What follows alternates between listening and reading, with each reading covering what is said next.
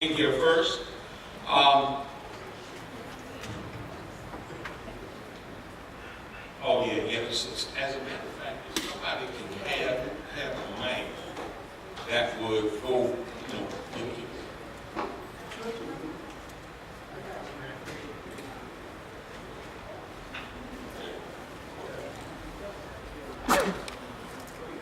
Does that one come up? I checked on the seat. Time is of essence.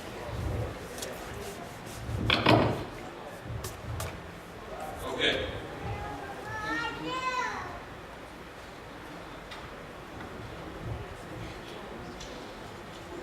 Yes. So, Mr. Watson, we'd like for you to address why you think the murder rate has risen significantly over the last 3 years. The murder rate has risen in the District of Columbia because no one is putting a safeguard on human lives. We talk about Black Lives Matter, all lives matter. But at the end of the day, we have always had narcotics in our community. But crack cocaine has killed 3 generations of our community. That's why we're in the quagmire we're in. At the end of the day, violence has to be declared a national crisis. The president has to get behind this here. And at the end of the day, for 20 years, we have to look at 4 mayors, 3 council members who fought their ignorance, but they have not done anything in Wardy. That's why we're behind the 8 ball. Until these youngsters see a way out of poverty, which is lack of education, we're going to always have violence in this community. We'll always have drugs in this community. We got to lead by example and not talking a lot of raggedy-headed rhetoric. Okay, I'm going to come right to you with another question. How do we activate people in the community to address the increase in violence amongst the community, since so many people have good reason not to want to deal with the police? How do we better police ourselves? Well, when I was growing up in the District of Columbia, we had Police Friendly. He was a community member. We knew him. 90% of the ministers don't live in this town. 80% of the policemen don't live in this town. So they are not friendly. We have a Rambo mentality.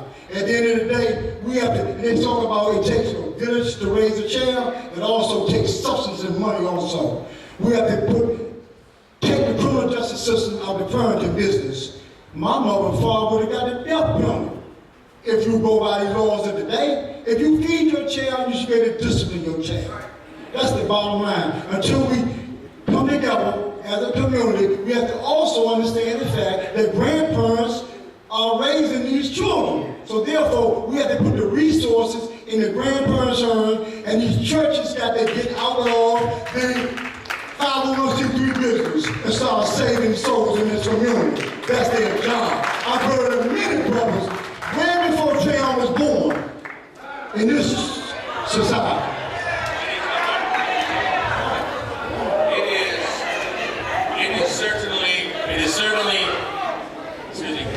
It is certainly not a secret that some of the violence and some of the killing are spawned and spurred on by cruel beasts.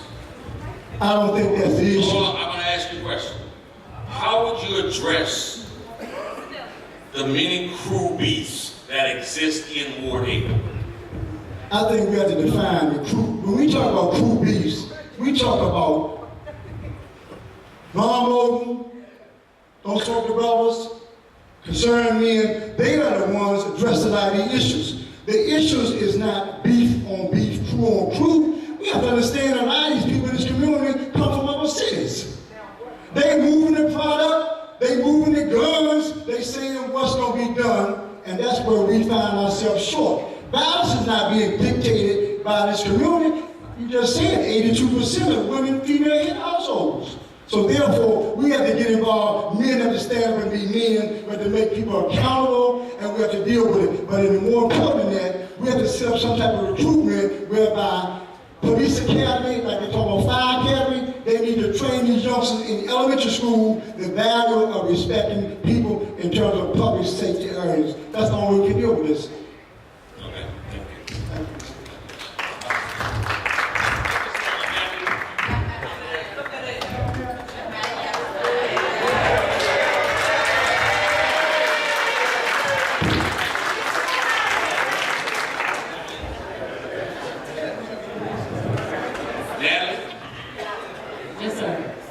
you to please respond as to how you would address the many crew beasts in Ward 8.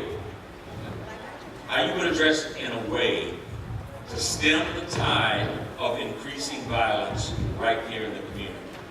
Thank you. So I think first we have to try to do our best to get to the problem. Excuse me, let me stand up. Thank you. I think we first need to try to do our best to get to what is at the root and the problems of all of our communities. And once we have those real conversations with young people, then we can begin to work on those issues that they're actually having. But I also think that when you have returning citizens that have demonstrated their ability to improve themselves, perhaps it takes a returning citizen to talk to some of these young people who find themselves in difficult situations, to let them know that, hey, you don't have to go down that road. This is the road that I traveled. Let me talk to you for a minute, young brother or young sister. And when you meet people where they are, when you meet children where they are, they respect a brother or sister like that versus what I call the suit and tie folks. Many parents feel absolutely powerless, and they often find that their child has to get in trouble to get help or services. How do we change this? Say it one more time. Sure. Many parents feel powerless when they reach out for services to help their children. It is not until the children commit some sort of crime, get in some sort of trouble, get put out of school, that then you can find some services and some help. Well, for me, that goes back to information being available for all. And if it's not until one gets in trouble then they find the services, therein lies the problem. We should have services that are available and information to the community that's available around the clock, whether you're in trouble as a preventive method of addressing what's happening with our youth. And so to wait until someone gets in trouble, that problem is already in motion. We've got to start with preventive services and making sure that our community is well informed about those things. As I was campaigning on, I believe that was T Street, right behind Anacostia, I had a young mother of a 15-year-old young man who says to me, my child is a good child, he's getting good grades, but what kind of services, what kind of programs are available to keep him on the right track? And that was a mother who was crying out in advance of her son getting in trouble. And so we need to make sure that our parents are aware of the services and programs in advance of trouble coming their way. Thank you.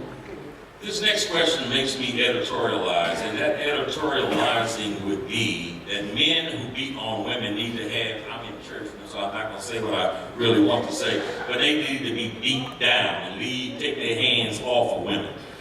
Where do you think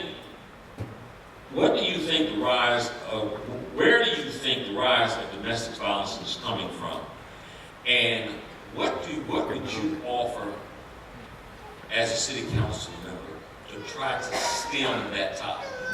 Well, we don't need to just talk about men beating on women. Women also find themselves beating on men as well. So I'd like to make sure that we're inclusive of the full conversation with that. But I think this starts at a very young age when you're not treated with the proper love in your own home. And so what happens is kids reach out to the rec centers for support, but then you have rec centers that are underfunded, not providing the proper outlets and exposures, and then so then you go to the churches where the churches aren't really engaged in what's happening in the communities. So then what do? They go to the streets, and then the streets welcome them with open arms. And so we need to make sure that we are changing that conversation, that we're changing that dynamic of how young people are engaged and how we are talking with our young people. Okay. Christopher? Marion C. Berry?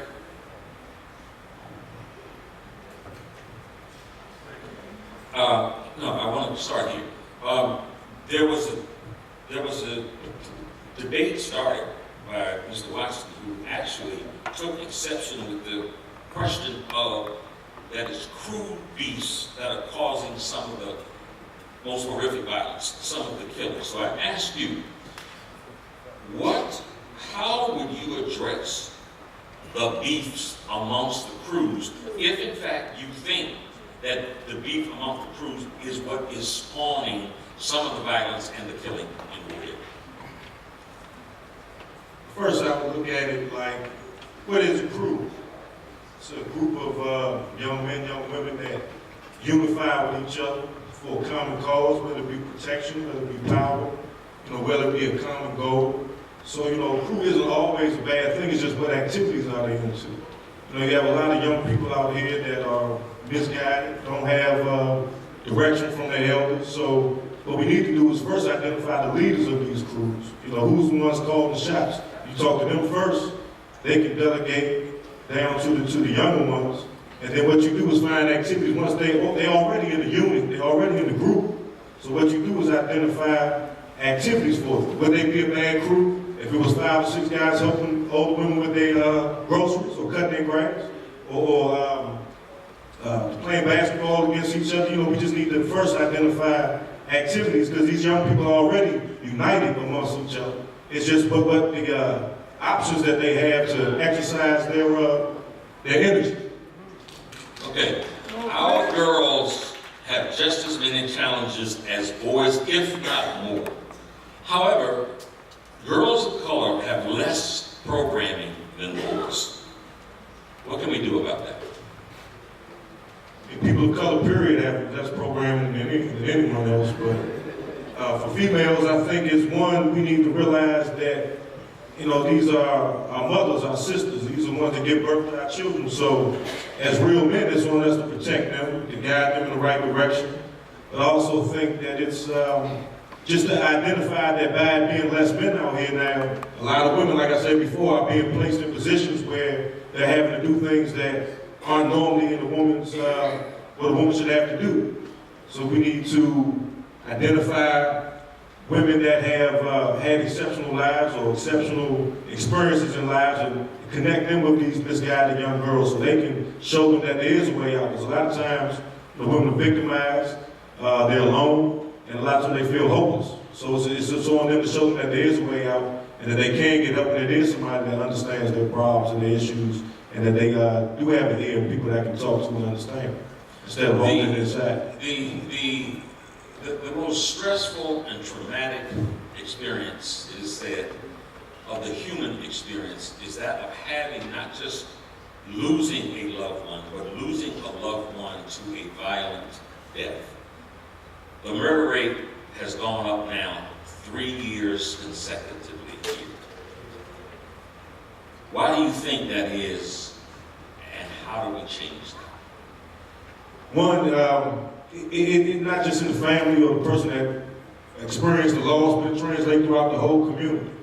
I think a lot of people growing up in this community have traumatic stress. There's not enough time spent on mental health, counseling. A lot of children grow up seeing violence, think that's normal. A lot of people are desensitized to death, to killing. So, it gets to a point where you get numb at the idea. I've lost so many friends, it's hard for me to even cry at the thought of it. So it's one, just understanding that we aren't in a place where we should be mentally. We do need a lot of help, a lot of counseling in our community. Because we have experienced things going all the way back to slavery. That's just a part of our psyche that, we are not self-destructive, but if we don't get the help that we need, we're going to go down the path to where as though, we're not going to live up to our full potential. Okay, we're going to go down to Mr. White.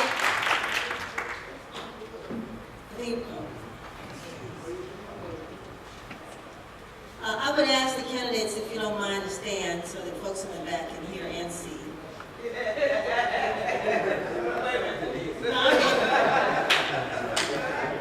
For everybody, yes, for everybody. Mr. White, Mayor Bowser has put in her budget money for cameras for police officers.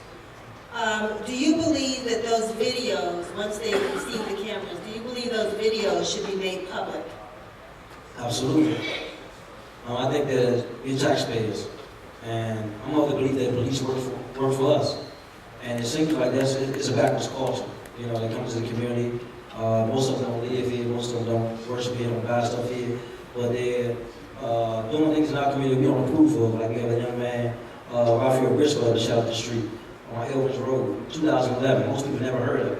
You know, but the officer got found out guilty. He's back on these same people we hiring to police our community. So we definitely have to enforce those cameras. But cameras are not the only solution.